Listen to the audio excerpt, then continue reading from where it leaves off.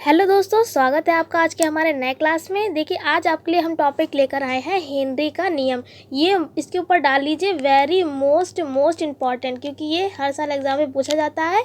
हो सकता है कि 2022 की यूपी बोर्ड के एग्ज़ाम में इस बार भी पूछा जाए, तो आपको पता होना चाहिए कि हेनरी का नियम क्या होता है। तो देखिए, इसमें आपको फॉर्मूला केवल ये याद करना है कि P समानुपाती होता है किसके, x के। केवल आपको यही याद करना है, क्या P समानुपाती किसके होता है, x के। आप ये याद रखेंगे तो आपको हेनरी का नियम बहुत आसान तरीके से आप लिख सकते हैं। यहाँ पर P क्या है, प्रेशर है, यानी कि दाब है। क्या है P, दाब। और x यहाँ पर क्या है, मोल प्रभाज। अब यहाँ पर कुछ बच्चों को ये नहीं पता होगा कि मोल प्रभाज क्या होता है।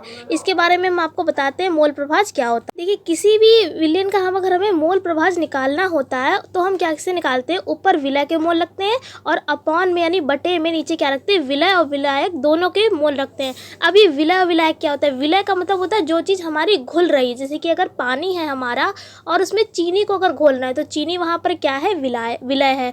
और विलायक क्या होता है, जो विलय जिसकी जो अवस्था होती है वो विलयन के समान होती है। जैसे कि अगर हम चीनी और पानी को मिलाएं तो हमारा क्या बनेगा, शरबत बनेगा। तो शरबत की अवस्था है वो किसके समान है, जल के समान। तो जल यहाँ पर क्या होगा, विलायक होगा। तो कहने का मतलब ये है, जो घुलता है वो विलय, जिसमें घुलता है विलायक बना के क्या बनता है, हमारा विलयन बनता है। तो अगर किसी का मोल प्रभाज अगर हम निकालते हैं तो विलय के मोलों को हम ऊपर रखते हैं और दोनों के मोलों को जोड़कर हम क्या करते हैं, नीचे रखते हैं। यहाँ पर चूंकि मोल प्रभाज आया था इसलिए हमने आपको यहाँ पर बता दिया। वैसे आपको डिटेल में आपको किसी और वीडियो में बताएंगे जब हम आपको विलेन चैप्टर पढ़ाएंगे। वैसे हेनरी का नियम यहाँ पर विलेन चैप्टर में ही है।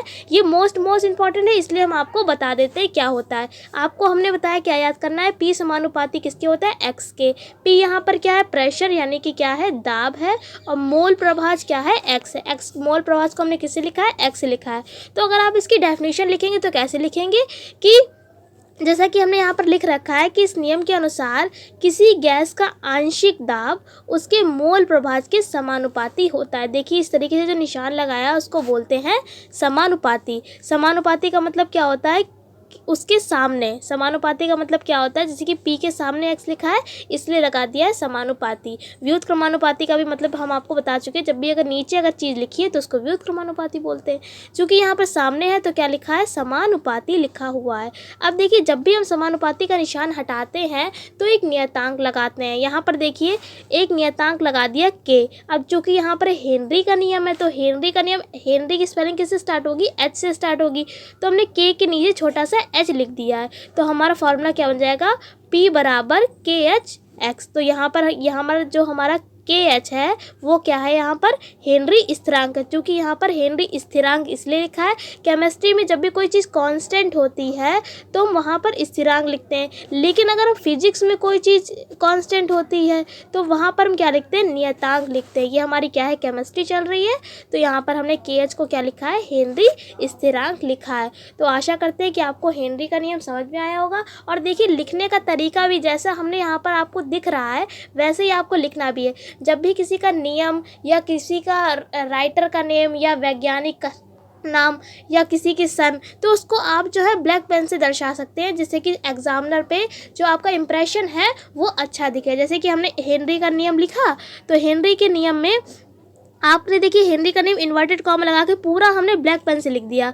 और जो फॉर्मूला था हमारा वो हमने ब्लैक पेन से लिख दिया। और जैसे KH क्या है, हमारा हेनरी स्थिरांक है, इसलिए हमने इसको भी ब्लैक पेन से लिख दिया है। जैसे आप जो जिस चीज़ को दिखाना चाह रहे हैं, अगर आप अपना इंप्रेशन अच्छा दिखाना चाह रहे हैं किस एग्जामिनर को, तो आप ऐसी सारी चीज़ें कर सकते हैं। तो आशा करते हैं हेनरी का नियम आपको समझ में आया होगा, आपको याद भी हो गया होगा। क्या है, P समानुपाती किसके होता है, x के होता है। समानुपाती का निशान हटाएंगे, नियतांक k से लगा देंगे, यही हमारा हेनरी का नियम है। तो आशा करते हैं आपको ये सारी चीज़ें समझ में आई होंगी। फिर मिलते हैं एक ऐसी क्लास के साथ, ऐसी इंपॉर्टेंट टॉपिक के साथ। तब तक के लिए जय हिंद, जय भारत, वंदे मातरम।